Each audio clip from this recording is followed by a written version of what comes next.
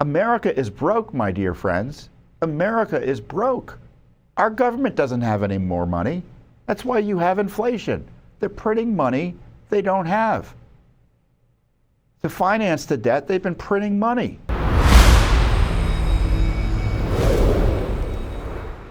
Of course, you know, the media is just aghast that Trump is doing anything with regards, forget about the plane crash. They don't want Trump to reform the government at all. Every step he's taken that most Americans, I think, if they fully understood what he was doing, would be happy to support. Indeed, that's why he was elected in part. He tried to institute a temporary pause on government expenditures to ensure that they were compliant with the law. And people got worried that it was, or it may have been written kind of too broadly initially in efforts to kind of clarify that it was meant just to ensure that you know, contracts and other expenditures covered by his anti-DEI and anti-woke racism EOs were being followed. So he had to turn the spigot back on. But he's still reviewing the funding. And on top of that, he's cleaning house at the various agencies. He's installed the Musk operation in the White House, the DOGE, D-O-G-E, Department of Government Efficiency, and the deep state is in rebellion. The Washington Post, which is a reliable broadsheet for the left and the deep state and the bureaucracy here in Washington, D.C., has all these sob stories about government officials who are resigning because they don't want to do what Trump wants them to do. Well, that's the way the system's supposed to work. If you don't want to follow the directives of the President of the United States, who Americans voted for nationally, one of only two officials voted for nationally in the country, the President and the Vice President, the President's the chief executive. And if they don't like his rules and don't want to follow his orders, you're out. No one's forcing you to work in the government for President Trump. If you don't want to follow the will of the people, leave. And then, of course, you know, it looked like Musk and you know, the tech companies that Trump has been paying more attention to inspired another genius move, offering severance packages of up to 8 months, if I'm reading it correctly, to the federal bureaucracy. You can resign within you can resign now, and you get 8 months severance, essentially, an 8-month vacation. And that's expected to save billions of dollars because people are going to take the buyouts. It's a buyout. It's what companies do to get rid of excess labor, to save money. America is broke, my dear friends. America is broke. Our government doesn't have any more money. That's why you have inflation. They're printing money they don't have.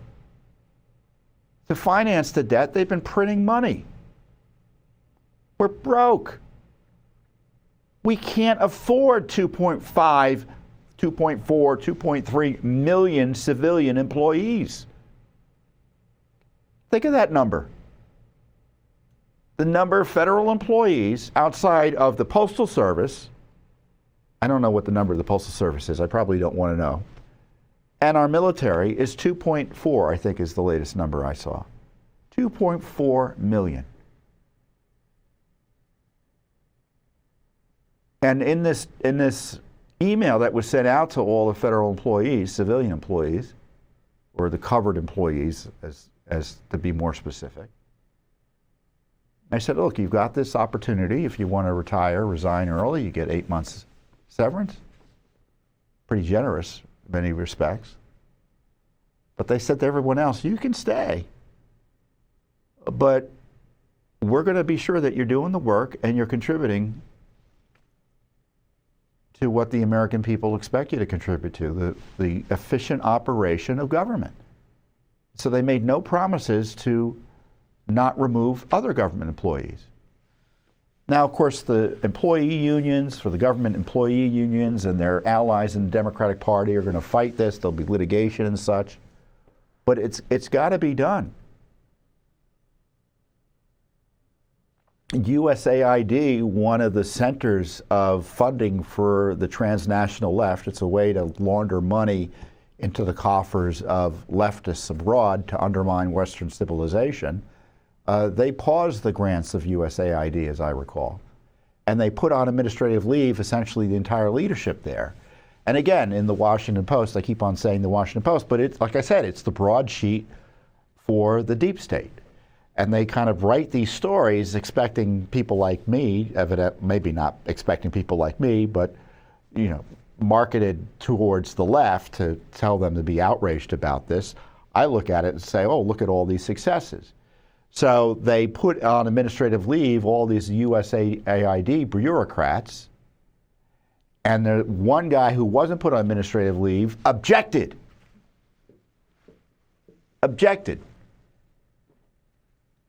And said, I told his colleagues, I don't think you should have been put on administrative leave, and I'm going to overrule it on my own authority. And you know what? A few hours later, he had to send out an email saying he was placed on administrative leave.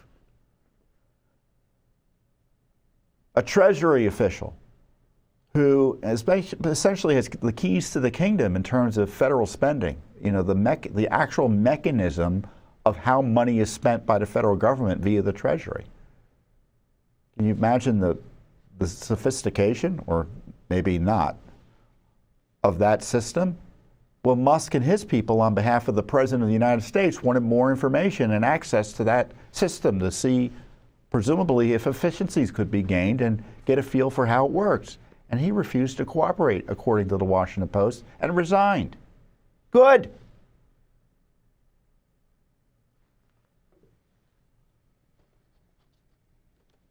The Trump administration is light years in this term ahead as to where it was in the first term. They didn't begin grappling with the bureaucracy until the last year and a half of the administration.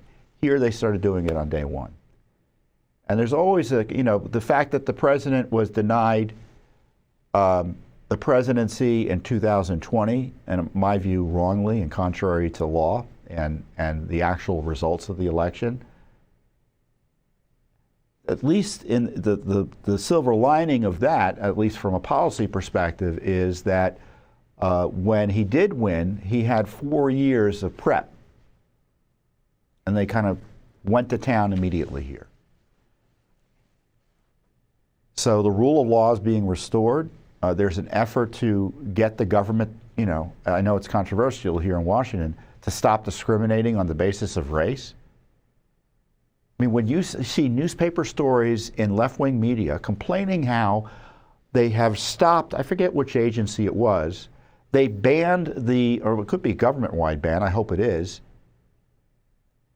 affinity groups. You know what affinity groups? Segregated groups based on race and other characteristics. Why on earth is the federal government encouraging segregation and racialism, separatism? And the left is furious at Trump for doing it. So it's all good. It's all good. And I'm looking to more executive orders, all of which have been seemingly lawful to me. I'm as sensitive as anyone else who's serious about self-government, that a president shouldn't exercise powers not available to him under the Constitution. He isn't doing any of that. He's reversing, in my view, unlawful and anti-constitutional executive orders of Biden, restoring the rule of law to key aspects of our federal government. The number one principle and guiding force under Joe Biden was equity. They said it from the moment he got in. And that necessarily meant a commitment to discrimination on the basis of race and other characteristics, vicious anti-Americanism, all of which is contrary to law. And don't let anyone tell you otherwise.